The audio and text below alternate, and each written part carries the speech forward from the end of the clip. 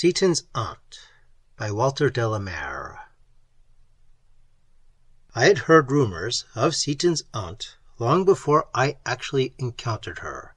Seaton, in the hush of confidence, or at any little show of toleration on our part, would remark, "My aunt," or "my old aunt, you know," as if his relative might be a kind of cement to an entente cordiale. He had an unusual quantity of pocket money, or at any rate it was bestowed on him in unusually large amounts, and he spent it freely, though none of us would have described him as an awfully generous chap. "Hello, Seaton," we would say, "the old Begum." At the beginning of term, too, he used to bring back surprising and exotic dainties in a box with a trick padlock that accompanied him from his first appearance at Gummidge's in a billycock hat to the rather abrupt conclusion of his school days. From a boy's point of view, he looked distastefully foreign, with his yellow skin and slow chocolate-colored eyes and lean, weak figure. Merely for his looks, he was treated by most of us true-blue Englishmen with condescension, hostility, or contempt. We used to call him Pongo, but without any much better excuse for the nickname than his skin. He was, that is, in one sense of the term, what he assuredly was not in the other sense, a sport. Seaton and I, as I may say, were never in any sense intimate at school. Our orbits only intersected in class. I kept deliberately aloof from him. I felt vaguely he was a sneak, and remained quite unmollified by advances on his side, which, in a boy's barbarous fashion, unless it suited me to be magnanimous, I haughtily ignored. We were both of us quick-footed, and at Prisoner's Base used occasionally to hide together. And so I best remember Seaton, his narrow, watchful face in the dusk of a summer evening, his peculiar crouch, and his inarticulate whisperings and mumblings. Otherwise, he played all games slackly and limply, used to stand and feed at his locker with a crony or two until his tuck gave out, or waste his money on some outlandish fancy or another. He bought, for instance, a silver bangle which he wore above his left elbow until some of the fellows showed their masterly contempt of the practice by dropping it nearly red-hot down his neck. It needed, therefore, a rather peculiar taste, a rather rare kind of schoolboy courage and indifference to criticism to be much associated with him, and I had neither the taste nor, perhaps, the courage. Nonetheless, he did make advances, and on one memorable occasion went to the length of bestowing on me a whole pot of some outlandish mulberry-colored jelly that had been duplicated in his term's supplies. In the exuberance of my gratitude, I promised to spend the next half-term holiday with him at his aunt's house. I had clean forgotten my promise when, 2 or 3 days before the holiday, he came up and triumphantly reminded me of it. "Well, to tell you the honest truth, Seaton, old chap," I began graciously, but he cut me short. "My aunt expects you," he said. "She is very glad you are coming. She's sure to be quite decent to you, Withers." I looked at him in sheer astonishment. The emphasis was so uncalled for. It seemed to suggest an aunt not hitherto hinted at, and a friendly feeling on Seaton's side that was far more disconcerting than welcome. We reached his home partly by train, partly by lift in an empty farm cart, and partly by walking. It was a whole-day holiday, and we were to sleep the night. He lent me extraordinary night gear, I remember. The village street was unusually wide, and was fed from a green by 2 converging roads, with an inn and a high green sign at the corner. About 100 yards down the street was a chemist's shop, a Mr. Tanner's. We descended the 2 steps into his dusky and odorous interior to buy, I remember, some rat poison. A little beyond the chemist's was the forge. You then walked along a very narrow path under a fairly high wall, nodding here and there with weeds and tufts of grass, and so came to the iron garden gates and saw the high flat house behind its huge sycamore. A coach-house stood on the left of the house, and on the right a gate led into a kind of rambling orchard. The lawn lay away over to the left again, and at the bottom, for the whole garden sloped gently to a sluggish and rushy pond-like stream, was a meadow. We arrived at noon and entered the gates out of the hot dust beneath the glitter of the dark-curtained windows. Seaton led me at once through the little garden gate to show me his tadpole pond, swarming with what, being myself not in the least interested in low life, I considered the most horrible creatures, of all shapes, consistencies, and sizes, but with whom Seaton seemed to be on the most intimate of terms. I can see his absorbed face now as he sat on his heels and fished the slimy things out in his sallow palms. Wearying at last of these pets, we loitered about a while in an aimless fashion. Seaton seemed to be listening, or at any rate waiting, for something to happen or for someone to come. But nothing did happen, and no one came. That was just like Seaton. Anyhow, the first view I got of his aunt was when, at the summons of a distant gong, we turned from the garden, very hungry and thirsty, to go into luncheon. We were approaching the house when Seaton suddenly came to a standstill. Indeed, I have always had the impression that he plucked at my sleeve. Something, at least, seemed to catch me back, as it were, as he cried, "Look out! There she is!"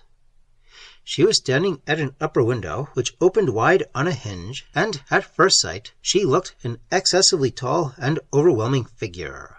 This, however, was mainly because the window reached all but to the floor of her bedroom. She was in reality rather an undersized woman, in spite of her long face and big head. She must have stood, I think, unusually still, with eyes fixed on us, though this impression may be due to Seaton's sudden warning and to my consciousness of the cautious and subdued air that had fallen on him at sight of her. I know that without the least reason in the world I felt a kind of guiltiness, as if I had been caught. There was a silvery star pattern sprinkled on her black silk dress, and even from the ground I could see the immense coils of her hair and the rings on her left hand, which was held fingering the small jet buttons of her bodice. She watched our united advance without stirring, until imperceptibly her eyes raised and lost themselves in the distance, so that it was out of an assumed reverie that she appeared suddenly to awaken to our presence beneath her when we drew close to the house. "So this is your friend Mr. Smithers, I suppose," said she, bobbing to me. "Withers, aunt," said Seaton. "It's much the same," said she, with eyes fixed on me. "Come in, Mr. Withers, and bring him along with you." She continued to gaze at me, at least I think she did so. I know that the fixity of her scrutiny and her ironical "Mr." made me feel peculiarly uncomfortable. None the less, she was extremely kind and attentive to me, though, no doubt, her kindness and attention showed up more vividly against her complete neglect of Seaton. Only one remark that I have any recollection of she made to him. "When I look on my nephew, Mr. Smithers, I realize that dust we are, and dust shall become. You are hot, dirty, and incorrigible, Arthur." She sat at the head of the table, Seaton at the foot, and I, before a wide waste of damask tablecloth, between them. It was an old and rather close dining room, with windows thrown wide to the green garden and a wonderful cascade of fading roses. Miss Seaton's great chair faced this window, so that its rose-reflected light shone full on her yellowish face, and on just such chocolate eyes as my schoolfellows, except that hers were more than half covered by unusually long and heavy lids. There she sat, steadily eating, with those sluggish eyes fixed for the most part on my face. Above them stood the deep-lined fork between her eyebrows, and above that the wide expanse of a remarkable brow beneath its strange, steep bank of hair. The lunch was copious, and consisted, I remember, of all such dishes that are generally considered too rich and too good for the schoolboy digestion. Lobster mayonnaise, cold game sausages, an immense veal and ham pie farced with eggs, truffles, and numberless delicious flavors, besides kickshaws, creams, and sweetmeats. We even had wine, a half-glass of old darkish sherry, each.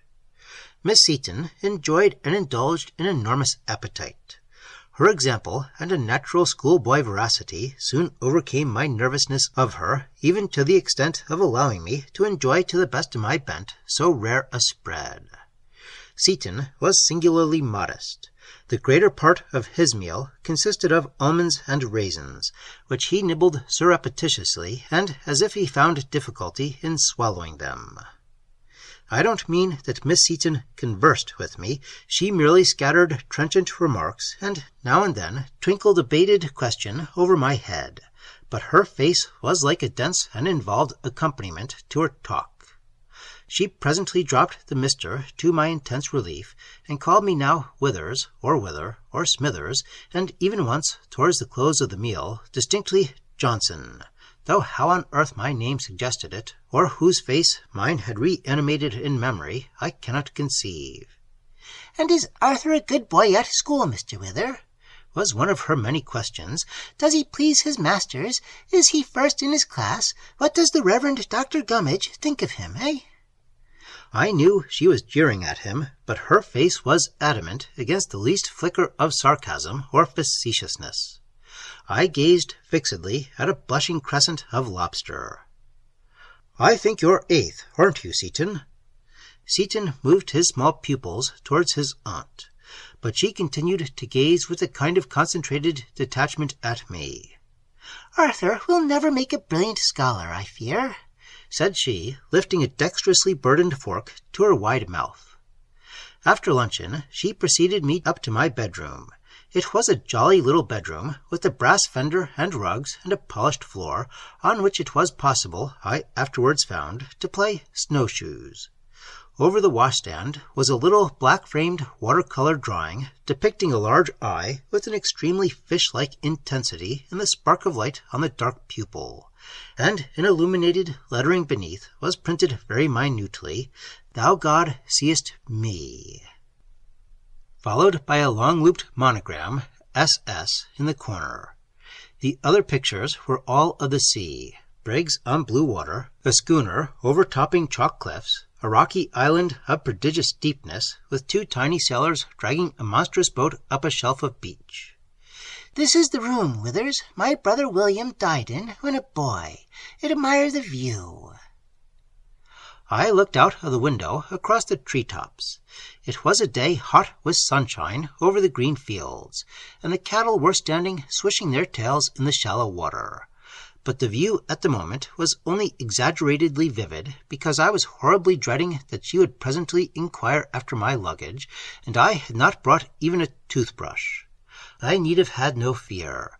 Hers was not that highly civilized type of mind that is stuffed with sharp material details, nor could her ample presence be described as in the least motherly. "I would never consent to question a schoolfellow behind my nephew's back," she said, standing in the middle of the room. "But tell me, Smithers, why is Arthur so unpopular? You, I understand, are his only close friend." She stood in a dazzle of sun, and out of it her eyes regarded me with such leaden penetration beneath their thick lids that I doubt if my face concealed the least thought from her. "But there," she added very suavely, stooping her head a little. "Don't trouble to answer me. I never extort an answer. Boys are queer fish. Brains might perhaps have suggested his washing his hands before luncheon, but not my choice, Smithers. God forbid. And now, perhaps you would like to go into the garden again. I cannot actually see from here, but I should not be surprised if Arthur is now skulking behind that hedge." He was. I saw his head come out and take a rapid glance at the windows. "Join him, Mr. Smithers. We shall meet again, I hope, at the tea-table. The afternoon I spend in retirement." Whether or not Seaton and I had not been long engaged, with the aid of 2 green switches, in riding round and round a lumbering old grey horse we found in the meadow, before a rather bunched-up figure appeared, walking along the field path on the other side of the water, with a magenta parasol studiously lowered in our direction throughout her slow progress, as if that were the magnetic needle and we the fixed pole. Seaton at once lost all nerve in his riding. At the next lurch of the old mare's heels, he toppled over into the grass, and I slid off the sleek broad back to join him where he stood, rubbing his shoulder and sourly watching the rather pompous figure till it was out of sight. "Was that your aunt, Seaton?" I inquired, but not till then. He nodded. Why didn't she take any notice of us then? She never does. Why not? Oh, she knows all right, without. That's the damn awful part of it. Seaton was about the only fellow at Gummidge's who ever had the ostentation to use bad language. He had suffered for it, too. But it wasn't, I think, bravado. I believe he really felt certain things more intensely than most of the other fellows, and they were generally things that fortunate and average people do not feel at all. The peculiar quality, for instance, of the British schoolboy's imagination. I tell you, Withers, he went on moodily, slinking across the meadow with his hands covered up in his pockets, she sees everything, and what she doesn't see, she knows without. But how? I said, not because I was much interested, but because the afternoon was so hot and tiresome and purposeless, and it seemed more of a bore to remain silent. Seaton turned gloomily and spoke in a very low voice. Don't appear to be talking of her, if you wouldn't mind. It's because she's in league with the devil. He nodded his head and stooped to pick up a round flat pebble. I tell you, he said, still stooping, you fellows don't realize what it is.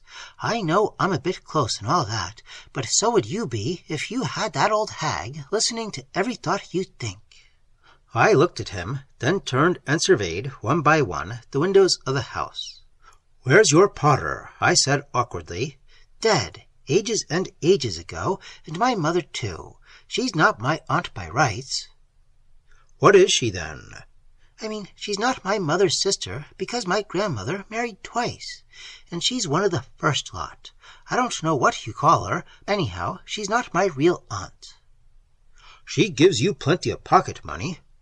Seaton looked steadfastly at me out of his flat eyes. She can't give me what's mine. When I come of age, half of the whole lot will be mine. And what's more, he turned his back on the house, I'll make her hand over every blessed shilling of it. I put my hands in my pockets and stared at Seaton. Is it much? He nodded. Who told you? He got suddenly very angry. A darkish red came into his cheeks. His eyes glistened, but he made no answer, and we loitered listlessly about the garden until it was time for tea. Seaton's aunt was wearing an extraordinary kind of lace jacket when we sidled sheepishly into the drawing-room together. She greeted me with a heavy and protracted smile and bade me bring a chair close to the little table. I hope Arthur has made you feel at home, she said as she handed me my cup in her crooked hand. He don't talk much to me, but then I'm an old woman. You must come again with her and draw him out of his shell, you old snail. She wagged her head at Seaton, who sat munching cake and watching her intently. We must correspond, perhaps. She nearly shut her eyes at me. You must write and tell me everything behind the creature's back. I confess I found her rather disquieting company. The evening drew on.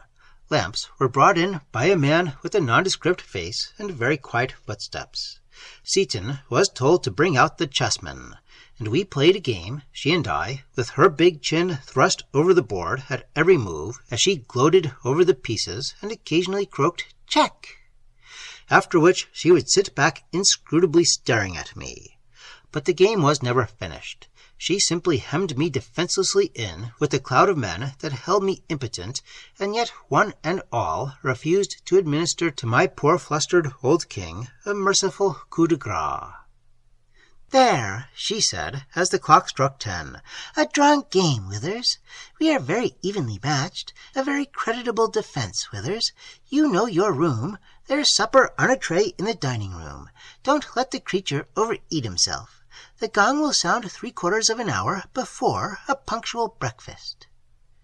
She held out her cheek to Seaton, and he kissed it with obvious perfunctoriousness. With me, she shook hands.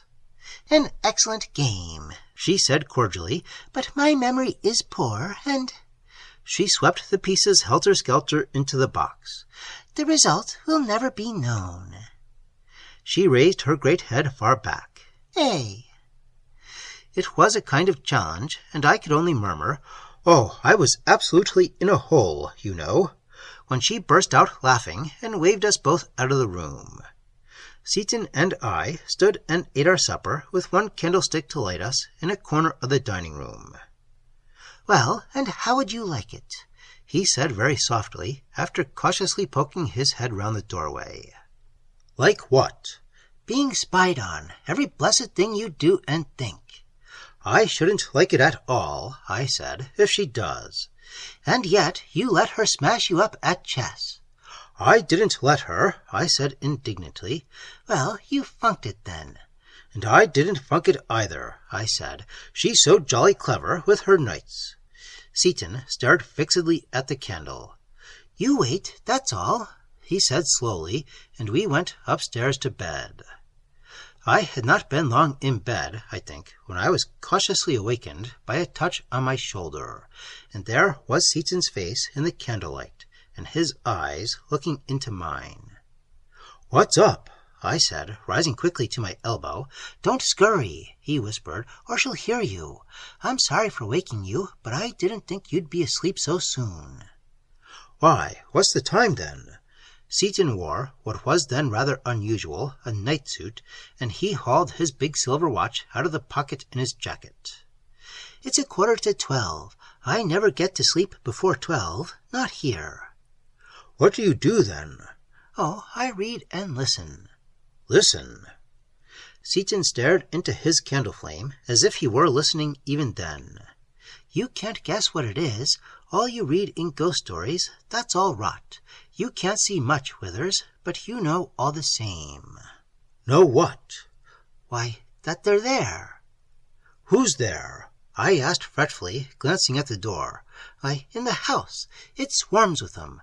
Just you stand still and listen outside my bedroom door in the middle of the night. I have, dozens of times. They're all over the place." "Look here, Seaton," I said. "You asked me to come here, and I didn't mind chucking up a leave just to oblige you and because I'd promised.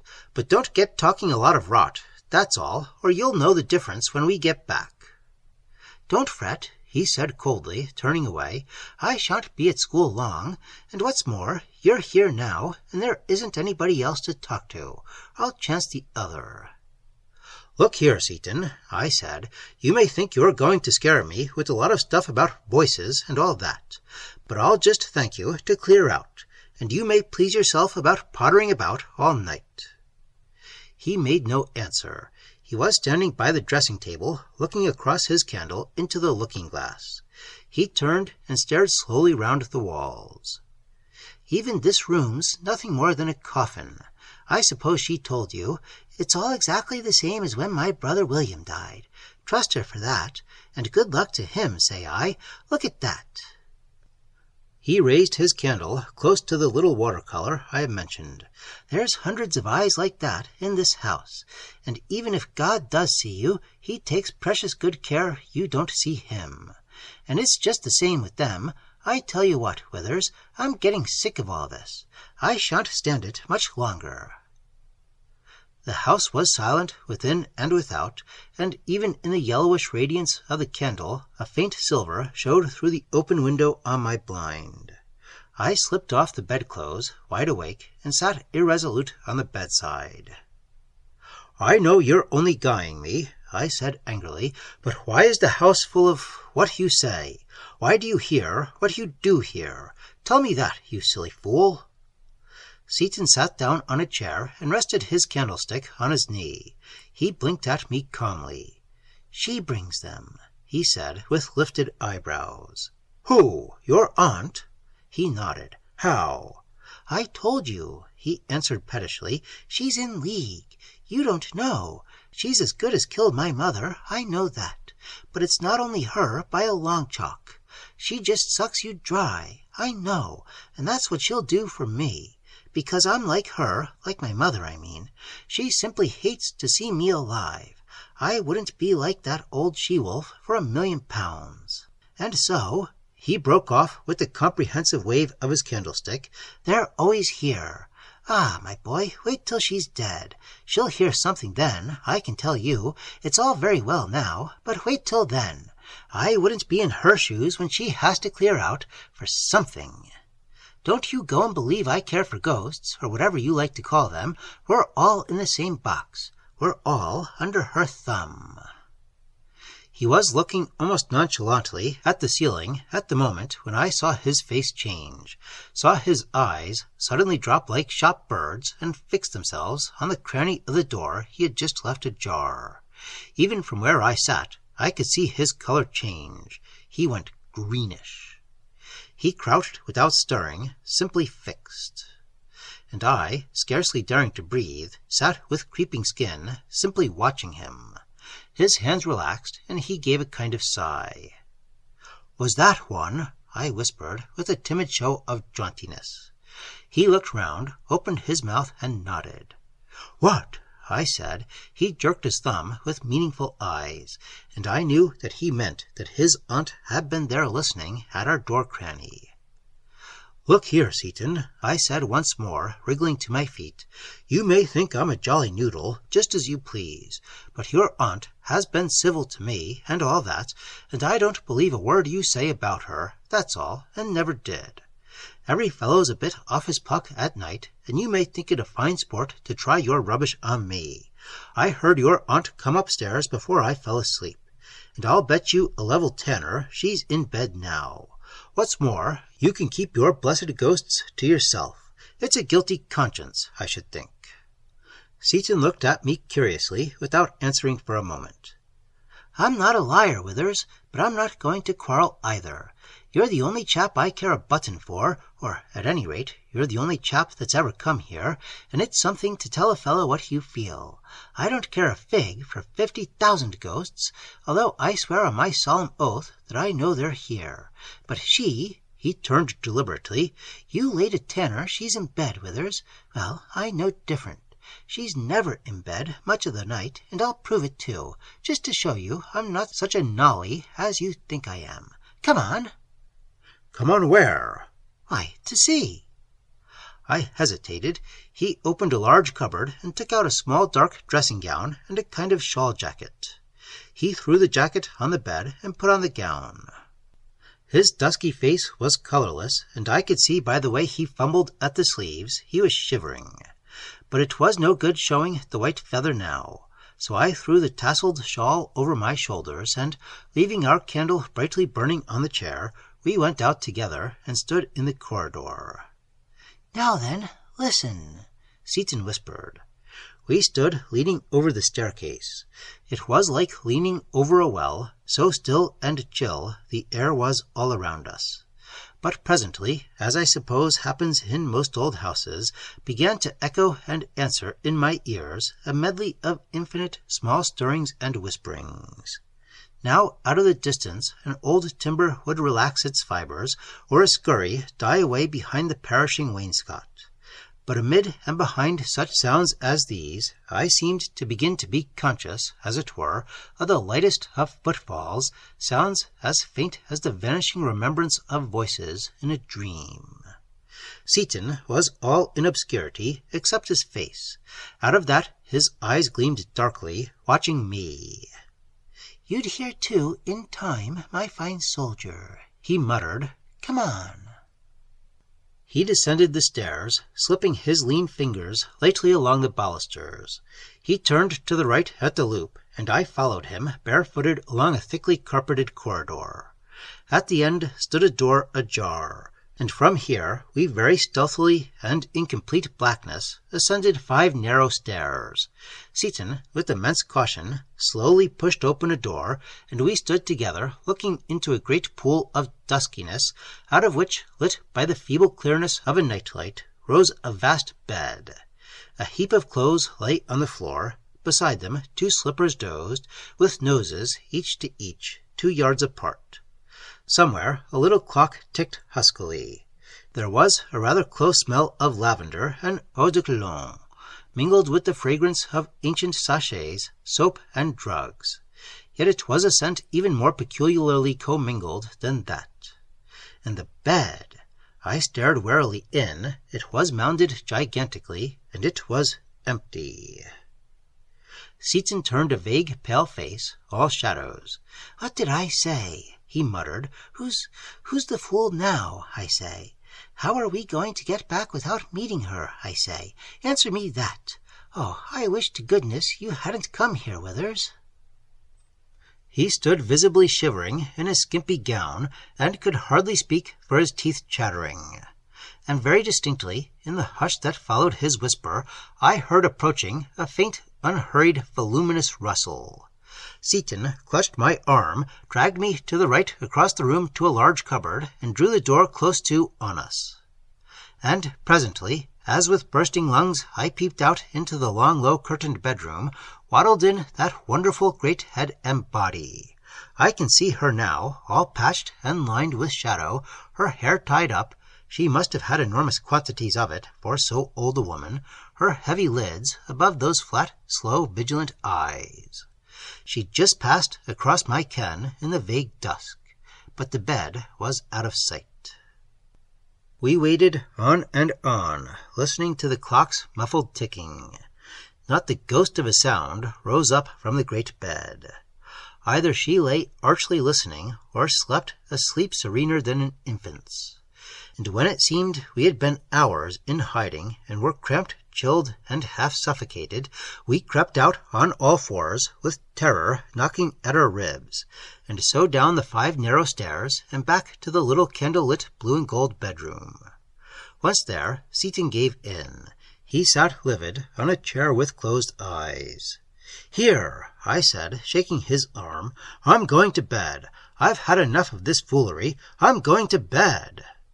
His lips quivered, but he made no answer.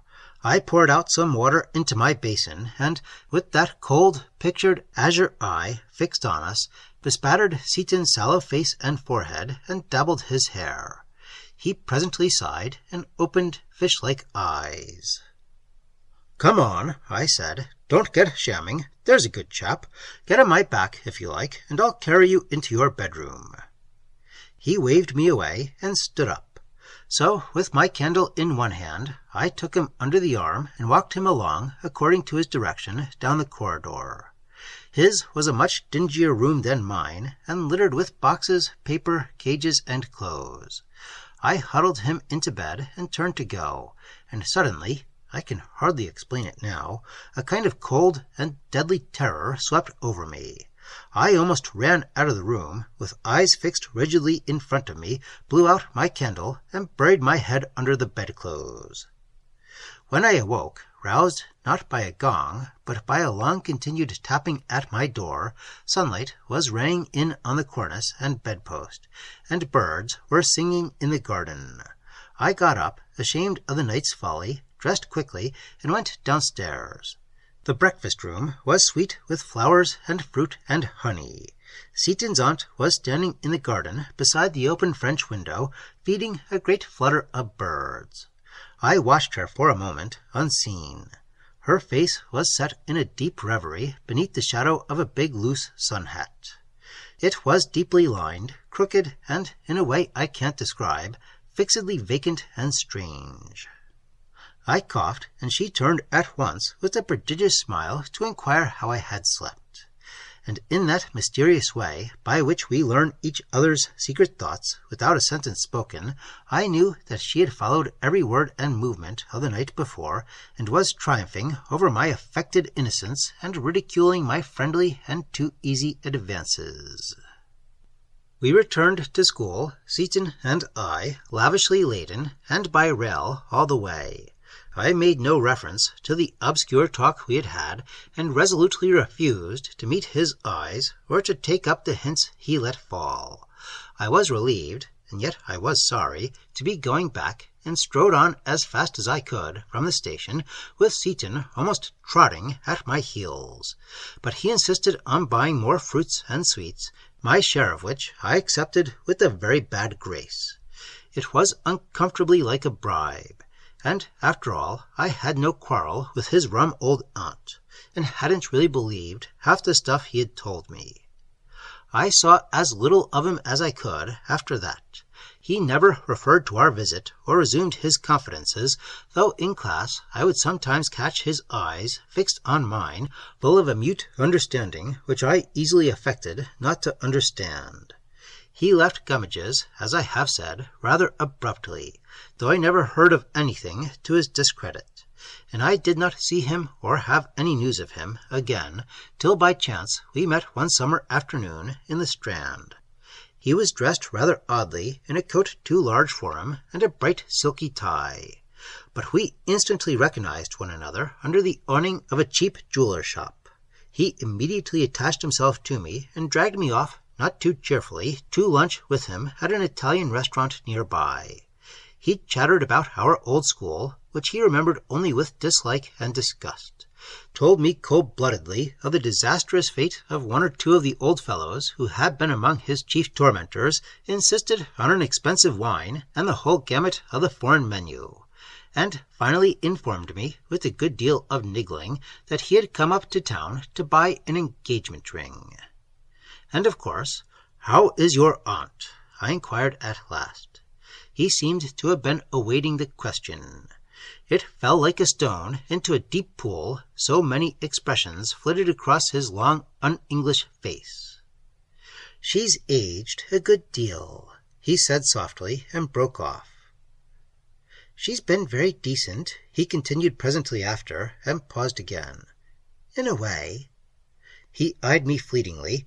"I dare say you heard that she, that is, that we, had lost a good deal of money." "No," I said. "Oh, yes," said Seaton, and paused again. And somehow, poor fellow, I knew in the clink and clatter of glass and voices that he had lied to me, that he did not possess, and never had possessed, a penny beyond what his aunt had squandered on his too ample allowance of pocket money. "And the ghosts?" I inquired quizzically. He grew instantly solemn, and, though it may have been my fancy, slightly yellowed. But, "You are making game of me, Withers," was all he said. He asked for my address, and I rather reluctantly gave him my card. "Look here, Withers," he said, as we stood together in the sunlight on the curb, saying good-bye.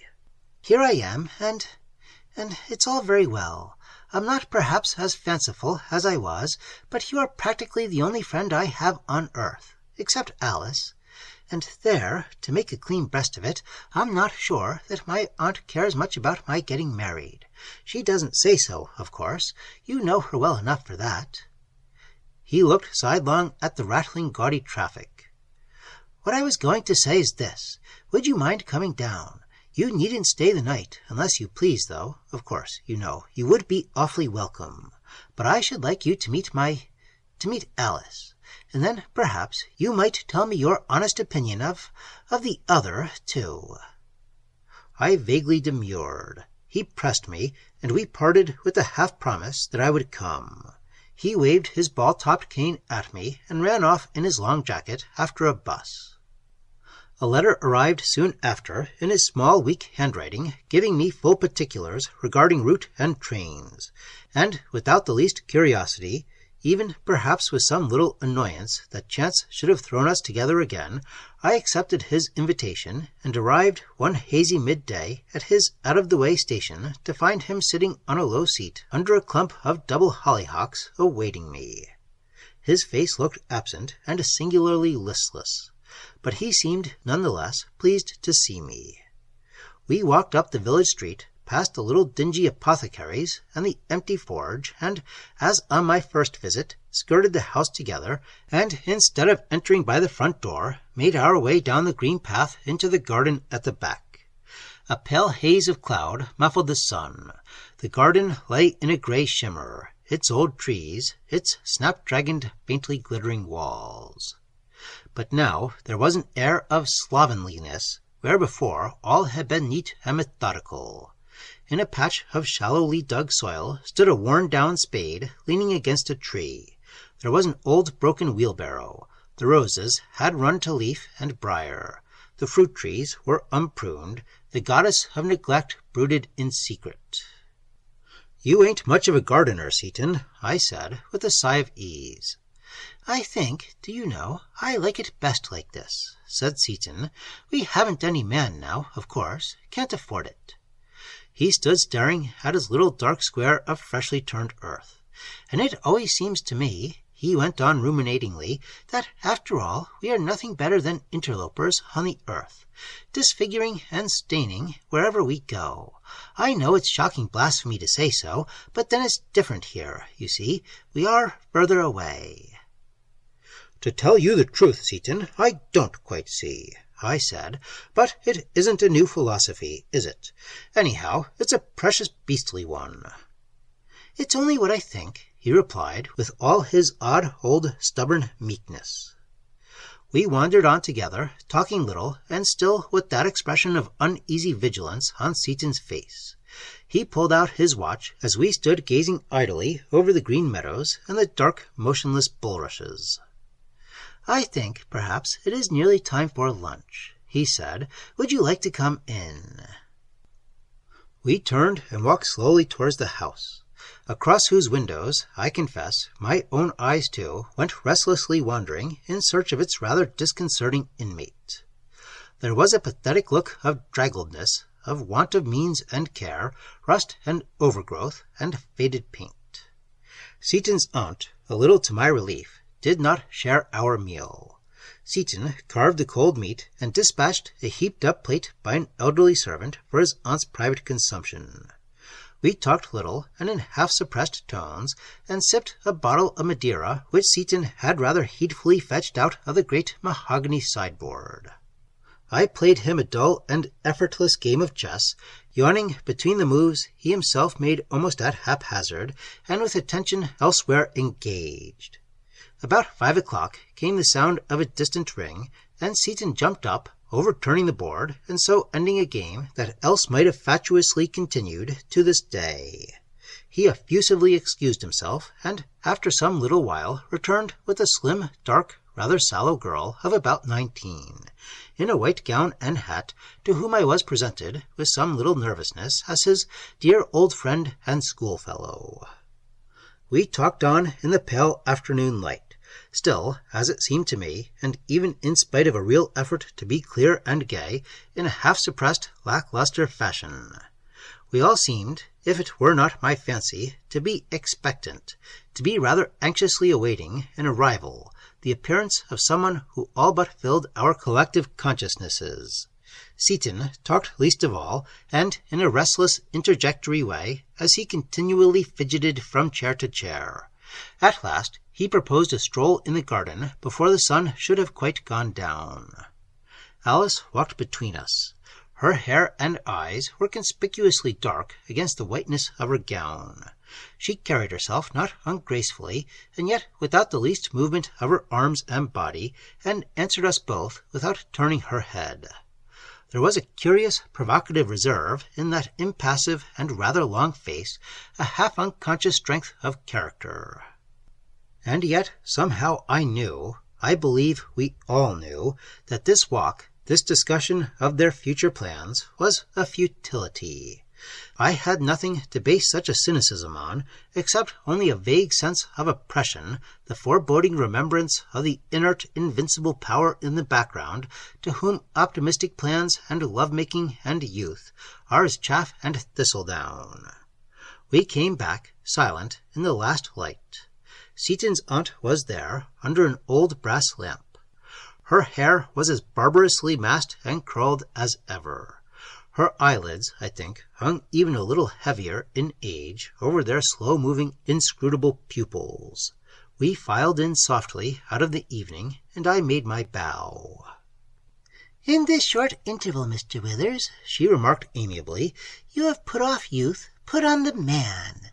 Dear me, how sad it is to see the young days vanishing. Sit down. My nephew tells me you met by chance, or act of Providence, shall we call it, and in my beloved Strand. You, I understand, are to be the best man. Yes, best man, or am I divulging secrets?" She surveyed Arthur and Alice with overwhelming graciousness. They sat apart on 2 low chairs, and smiled in return.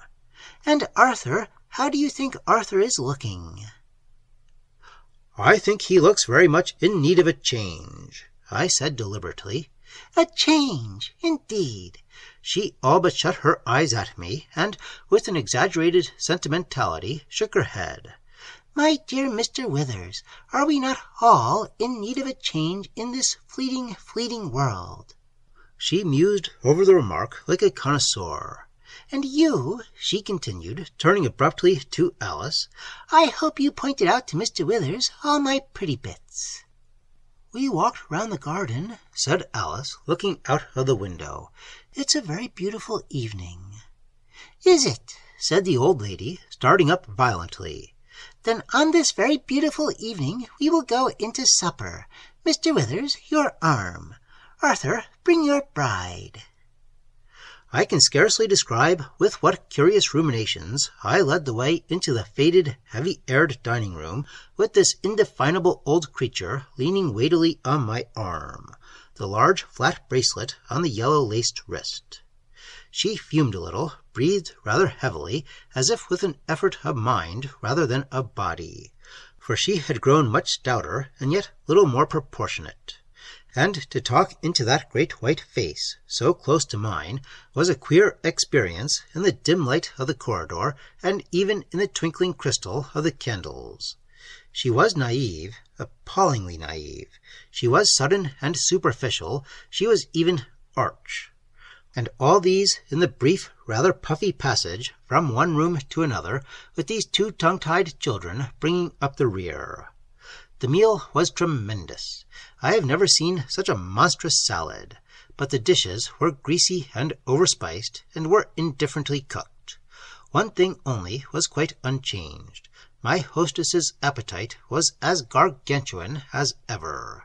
The old solid candelabra that lighted us stood before her high-backed chair. Seaton sat a little removed, with his plate almost in darkness. And throughout this prodigious meal his aunt talked, mainly to me, mainly at Seaton, with an occasional satirical courtesy to Alice, and muttered explosions of directions to the servant. She had aged, and yet, if it be not nonsense to say so, seemed no older. I suppose to the pyramids a decade is but as the rustling down of a handful of dust. And she reminded me of some such unshakable prehistoricism. She certainly was an amazing talker, racy, extravagant, with a delivery that was perfectly overwhelming. As for Seaton, her flashes of silence were for him. On her enormous volubility would suddenly fall a hush. Acid sarcasm would be left implied, and she would sit, softly moving her great head, with eyes fixed full in a dreamy smile, but with her whole attention, one could see, slowly, joyously absorbing his mute discomfiture. She confided in us her views on a theme vaguely occupying at the moment, I suppose, all our minds. We have barbarous institutions, and so must put up, I suppose, with a never-ending procession of fools ad infinitum. Marriage, Mr. Withers, was instituted in the privacy of a garden, sub rosa, as it were. Civilization flaunts it in the glare of day. The dull marry the poor, the rich the effete, and so our New Jerusalem is peopled with naturals, plain and colored, at either end. I detest folly. I detest still more, if I must be frank, dear Arthur, mere cleverness. Mankind has simply become a tailless host of uninstinctive animals. We should never have taken to evolution, Mr. Withers, natural selection, little gods and fishes, the deaf for the dumb. We should have used our brains, intellectual pride, the ecclesiastics call it. And by brains, I mean, what do I mean, Alice?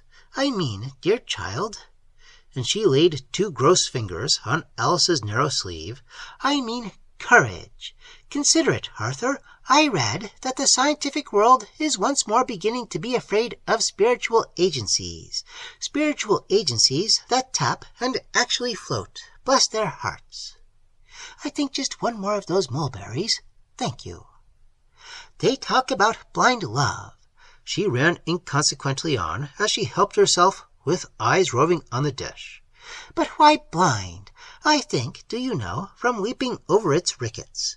After all, it is we plain women that triumph, Mr. Withers, beyond the mockery of time. Alice, now. Fleeting, fleeting is youth, my child. What's that you're confiding to your plate, Arthur? Satirical boy. He laughs at his old aunt. Nay, but thou didst laugh. He detests all sentiment. He whispers the most acid asides. Come, my love, we will leave these cynics. We will go and commiserate with each other on our sex. The choice of two evils, Mr. Smithers. I opened the door, and she swept out as if borne on a torrent of unintelligible indignation, and Arthur and I were left in the clear, four-flamed light alone. For a while we sat in silence. He shook his head at my cigarette case, and I lit a cigarette. Presently he fidgeted in his chair and poked his head forward into the light. He paused to rise and shut again the shut door. "How long will you be?" he said, standing by the table. I laughed. "Oh, it's not that," he said in some confusion. "Of course, I like to be with her, but it's not that. The truth is, Withers, I don't care about leaving her too long with my aunt." I hesitated. He looked at me questioningly. "Look here, Seaton," I said, "you know well enough that I don't want to interfere in your affairs or to offer advice where it is not wanted. But don't you think perhaps you may not treat your aunt quite in the right way? As one gets old, you know, a little give and take. I have an old godmother, or something. She talks too. A little allowance. It does no harm. But hang it all, I'm no talker." He sat down with his hands in his pockets, and still with his eyes fixed almost incredulously on mine. "How?" he said. "Well, my dear fellow, if I'm any judge, mind, I don't say that I am, but I can't help thinking she thinks you don't care for her, and perhaps takes your silence for bad temper. She's been very decent to you, hasn't she?" "Decent? My God!" said Seaton. I smoked on in silence, but he continued to look at me with that peculiar concentration I remembered of old. "I don't think, perhaps, Withers," he began presently, "I don't think you quite understand. Perhaps you are not quite our kind. You always did, just like the other fellows, guy me at school. You laughed at me that night you came to stay here, about the voices and all that. But I don't mind being laughed at, because I know." "Know what?" It was the same old system of dull question and evasive answer. "I mean, I know what we see and hear is only the smallest fraction of what is. I know she lives quite out of this. She talks to you, but it's all make-believe. It's all a parlor game. She's not really with you, only pitting her outside wits against yours and enjoying the fooling. She's living on inside, on what you're rotten without. That's what it is, a cannibal feast. She's a spider. It doesn't much matter what you call it. It means the same kind of thing. I tell you, Withers, she hates me, and you can scarcely dream what that hatred means. I used to think I had an inkling of the reason. It's oceans deeper than that. It just lies behind. Herself against myself. Why, after all, how much do we really understand of anything? We don't even know our own histories, and not a tenth of the reasons. What has life been to me? Nothing but a trap, and when one is set free, it only begins again. I thought you might understand, but you are on a different level, that's all." "What on earth are you talking about?" I said contemptuously, in spite of myself. "I mean what I say," he said gutturally. "All this outside's only make-believe. But there, what's the good of talking? So far as this is concerned, I'm as good as done. You wait." Seaton blew out 3 of the candles, and, leaving the vacant room in semi-darkness, we groped our way along the corridor to the drawing-room. There a full moon stood shining in at the long garden windows. Alice sat stooping at the door, with her hands clasped, looking out alone. "Where is she?" Seaton asked in a low tone. Alice looked up. Their eyes met in a kind of instantaneous understanding, and the door immediately afterwards opened behind us. "Such a moon!" said a voice that, once heard, remained unforgettably on the ear. "A night for lovers, Mr. Withers, if ever there was one. Get a shawl, my dear Arthur, and take Alice for a little promenade. I dare say we old cronies will manage to keep awake. Hasten, hasten, Romeo, my poor, poor Alice, how laggard a lover. Seaton returned with the shawl. They drifted out into the moonlight. My companion gazed after them till they were out of hearing, turned to me gravely, and suddenly twisted her white face into such a convulsion of contemptuous amusement that I could only stare blankly in reply.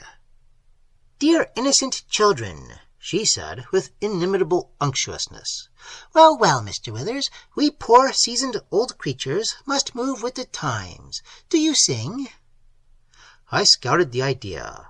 "Then you must listen to my playing.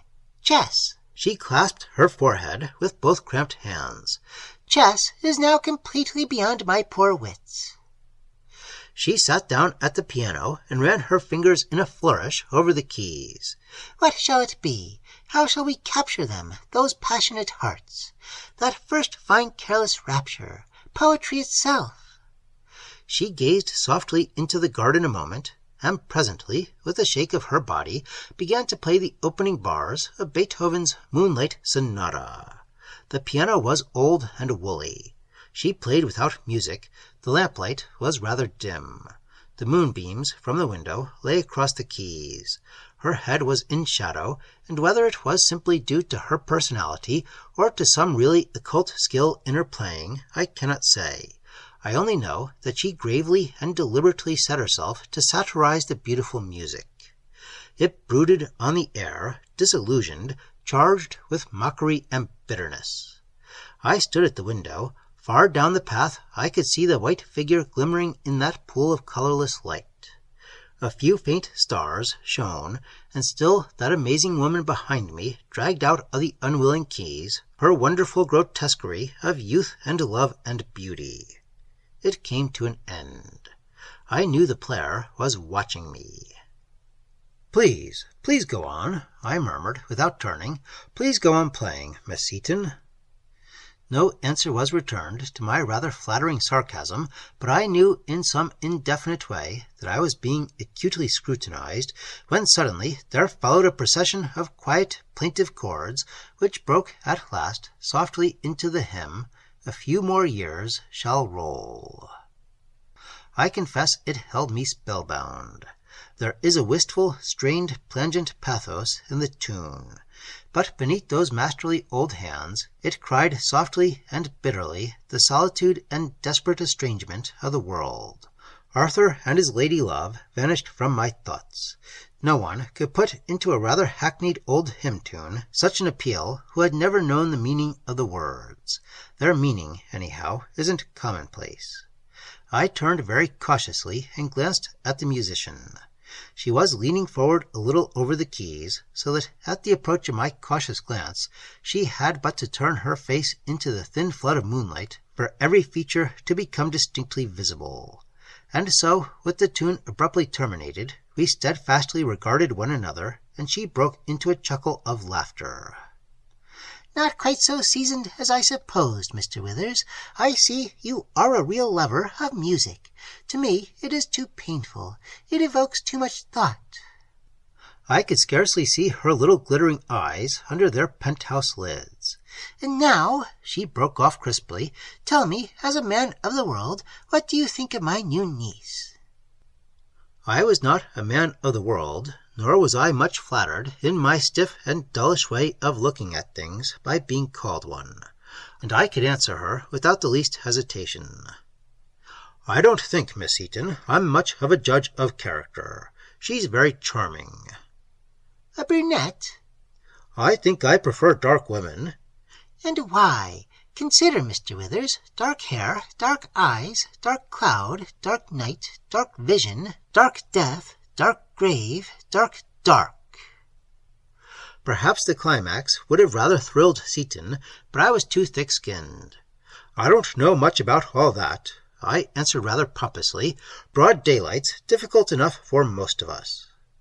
"Ah," said she, with a sly inward burst of satirical laughter. "And I suppose," I went on, perhaps a little nettled, "it isn't the actual darkness one admires. It's the contrast of the skin and the color of the eyes, and their shining, just as—" I went blundering on, too late to turn back. just as you only see the stars in the dark. It would be a long day without any evening. As for death and the grave, I don't suppose we shall much notice that." Arthur and his sweetheart were slowly returning along the dewy path. "I believe in making the best of things." "How very interesting," came the smooth answer. "I see you are a philosopher, Mr. Withers. As for death and the grave, I don't suppose we shall much notice that. Very interesting. And I'm sure," she added in a particularly suave voice, "I profoundly hope so." She rose slowly from her stool. "You will take pity on me again, I hope. You and I would get on famously, kindred spirits, elective affinities. And, of course, now that my nephew's going to leave me, now that his affections are centered on another, I shall be a very lonely old woman. Shall I not, Arthur?" Seaton blinked stupidly. "I didn't hear what you said, Aunt." "I was telling our old friend, Arthur, that when you are gone, I shall be a very lonely old woman." "Oh, I don't think so," he said in a strange voice. "He means, Mr. Withers, he means, my dear child," she said, sweeping her eyes over Alice. "He means that I shall have memory for company, heavenly memory, the ghosts of other days. Sentimental boy! And did you enjoy our music, Alice? Did I really stir that youthful heart?" "Oh, oh, oh," continued the horrible old creature, "you billers and cooers, I have been listening to such flatteries, such confessions. Beware, beware, Arthur, there's many a slip." She rolled her little eyes at me, she shrugged her shoulders at Alice, and gazed an instant stonily into her nephew's face. I held out my hand. Good night, she cried. "He that fights and runs away. Good night, Mr. Withers. Come again soon." She thrust out her cheek at Alice, and we all three filed slowly out of the room. Black shadow darkened the porch and half the spreading sycamore. We walked without speaking up the dusty village street. Here and there a crimson window glowed. At the fork of the high road I said good-bye, but I had taken hardly more than a dozen paces when a sudden impulse seized me. "Seaton!" I called. He turned in the moonlight. "You have my address. If by any chance, you should care to spend a week or two in town between this and the day, we should be delighted to see you." "Thank you, Withers, thank you," he said in a low voice. "I dare say," I waved my stick gallantly to Alice, "I dare say you will be doing some shopping. We could all meet," I added, laughing. Thank you, Withers, immensely," he repeated. And so we parted. But they were out of the jog-trot of my prosaic life, and being of a stolid and incurious nature, I left Seaton and his marriage, and even his aunt, to themselves in my memory, and scarcely gave a thought to them until one day I was walking up the Strand again, and passed the flashing gloaming of the covered-in jeweller shop where I had accidentally encountered my old schoolfellow in the summer. It was one of those still close autumnal days after a rainy night. I cannot say why, but a vivid recollection returned to my mind of our meeting, and of how suppressed Seaton had seemed, and of how vainly he had endeavored to appear assured and eager. He must be married by now, and had doubtless returned from his honeymoon, and I had clean forgotten my manners, had not sent a word of congratulation, nor, as I might very well have done, and as I knew he would have been immensely pleased at my doing, the ghost of a wedding present. On the other hand, I pleaded with myself, I had had no invitation. I paused at the corner of Trafalgar Square, and at the bidding of one of those caprices that seized occasionally on even the unimaginative mind, I suddenly ran after a green bus that was passing, and found myself bound on a visit I had not in the least foreseen. The colors of autumn were over the village when I arrived. A beautiful late afternoon sunlight bathed thatch and meadow, but it was close and hot. A child, 2 dogs, a very old woman with the heavy basket I encountered. 1 or 2 incurious tradesmen looked up idly as I passed by. It was all so rural and so still. My whimsical impulse had so much flagged that for a while I hesitated to venture under the shadow of the sycamore tree to inquire after the happy pair. I deliberately passed by the faint blue gates and continued my walk under the high green and tufted wall. Hollyhocks had attained their topmost bud and seeded in the little cottage gardens beyond. The Michaelmas daisies were in flower. A sweet, warm, aromatic smell of fading leaves was in the air. Beyond the cottages lay a field where cattle were grazing, and beyond that I came to a little churchyard. Then the road wound on, pathless and houseless, among gorse and bracken. I turned impatiently and walked quickly back to the house and rang the bell. The rather colorless elderly woman who answered my enquiry informed me that Miss Seaton was at home, as if only taciturnity forbade her adding, "But she doesn't want to see you." "Might I, do you think, have Mr. Arthur's address?" I said. She looked at me with quiet astonishment, as if waiting for an explanation. Not the faintest of smiles came into her thin face. "I will tell Miss Seaton," she said after a pause. "Please walk in." She showed me into the dingy, undusted drawing-room, filled with evening sunshine, and with the green-dyed light that penetrated the leaves overhanging the long French windows. I sat down and waited on and on, occasionally aware of a creaking footfall overhead. At last the door opened a little, and the great face I had once known peered round at me. For it was enormously changed, mainly, I think, because the old eyes had rather suddenly failed, and so a kind of stillness and darkness lay over its calm and wrinkled pallor. "Who is it?" she asked. I explained myself and told her the occasion of my visit. She came in and shut the door carefully after her, and, though the fumbling was scarcely perceptible, groped her way to a chair. She had on an old dressing-gown, like a cassock, of a patterned cinnamon color. "What is it you want?" she said, seating herself and lifting her blank face to mine. "Might I just have Arthur's address?" I said deferentially. "I am so sorry to have disturbed you." You have come to see my nephew." "Not necessarily to see him, only to hear how he is. And, of course, Mrs. Seaton, too. I am afraid my silence must have appeared—" "He hasn't noticed your silence," croaked the old voice out of the great mask. "Besides, there isn't any Mrs. Seaton." "Ah, then," I answered after a momentary pause, "I have not seemed so black as I painted myself. And how is Miss Outram?" "She's gone into Yorkshire," answered Seaton's aunt. "And Arthur, too?"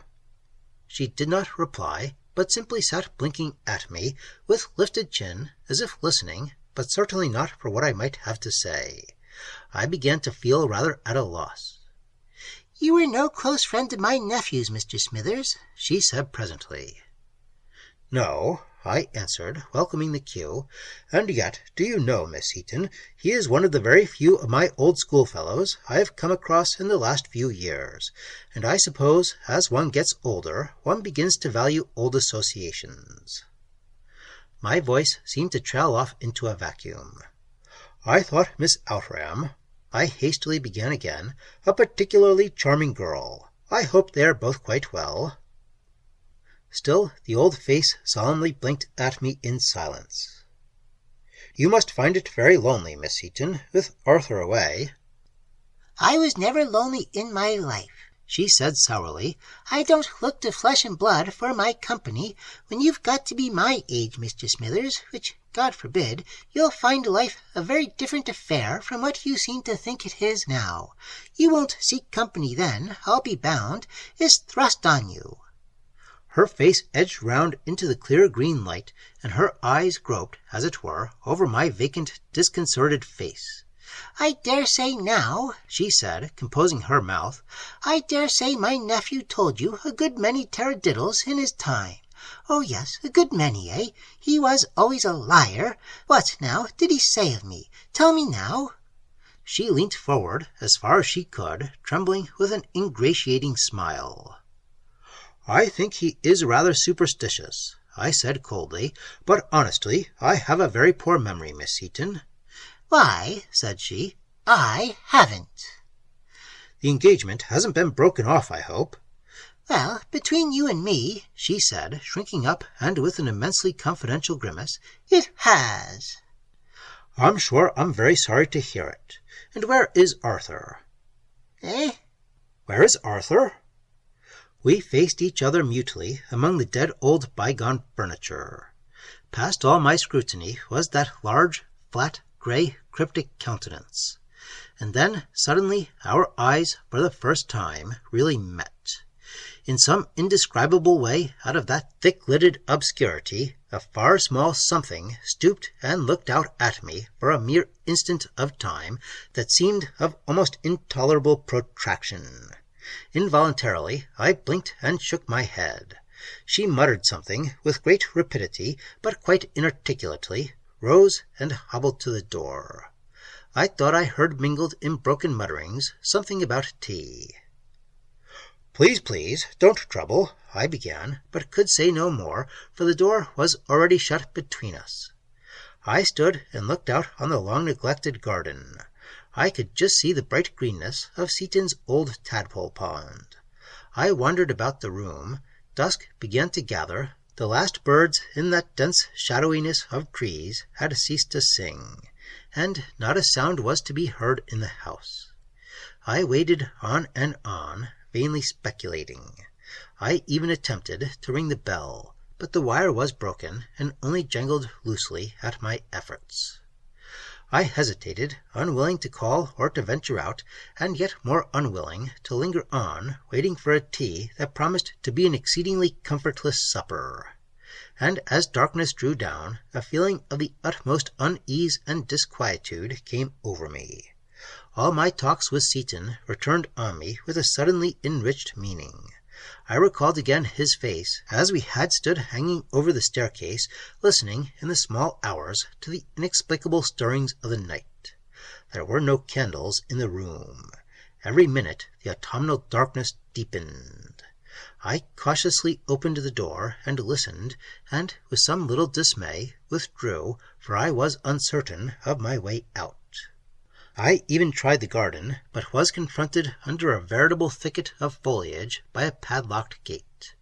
It would be a little too ignominious to be caught scaling a friend's garden fence. Cautiously returning into the still and musty drawing-room, I took out my watch and gave the incredible old woman 10 minutes in which to reappear, and when that tedious 10 minutes had ticked by, I could scarcely distinguish its hands. I determined to wait no longer, drew open the door, and, trusting to my sense of direction, groped my way through the corridor that I vaguely remembered led to the front of the house. I mounted 3 or 4 stairs, and, lifting a heavy curtain, found myself facing the starry fanlight of the porch. From here I glanced into the gloom of the dining-room. My fingers were on the latch of the outer door when I heard a faint stirring in the darkness above the hall. I looked up and became conscious of, rather than saw, the huddled old figure looking down on me. There was an immense hushed pause. Then, "Arthur, Arthur," whispered an inexpressibly peevish, rasping voice. "Is that you? Is that you, Arthur?" I can scarcely say why, but the question horribly startled me. No conceivable answer occurred to me. With head craned back, hand clenched on my umbrella, I continued to stare up into the gloom in this fatuous confrontation. "Oh, oh," the voice croaked. "It is you, is it? That disgusting man! Go away out! Go away out!" Hesitating no longer, I caught open the door, and, slamming it behind me, ran out into the garden under the gigantic old sycamore, and so out at the open gate. I found myself half up the village street before I stopped running. The local butcher was sitting in his shop reading a piece of newspaper by the light of a small oil lamp. I crossed the road and inquired the way to the station, and after he had with minute and needless care directed me, I asked casually if Mr. Arthur Seaton still lived with his aunt at the big house just beyond the village. He poked his head in at the little parlor door. "Here's a gentleman inquiring after young Mr. Seaton, Milly," he said. "He's dead, ain't he?" "Why, yes, bless you," replied a cheerful voice from within. "Dead and buried these 3 months or more, young Mr. Seaton, and just before he was to be married. Don't you remember, Bob?" I saw a fair young woman's face peer over the muslin of the little door at me. "Thank you," I replied. "Then I go straight on?" "That's it, sir. Past the pond, bear up the hill a bit to the left, and then there's the station lights before your eyes." We looked intelligently into each other's faces in the beam of the smoky lamp, but not one of the many questions in my mind could I put into words. And again I paused irresolutely a few paces further on. It was not fancy, merely a foolish apprehension of what the raw-boned butcher might think that prevented my going back to see if I could find Seaton's grave in the benighted churchyard.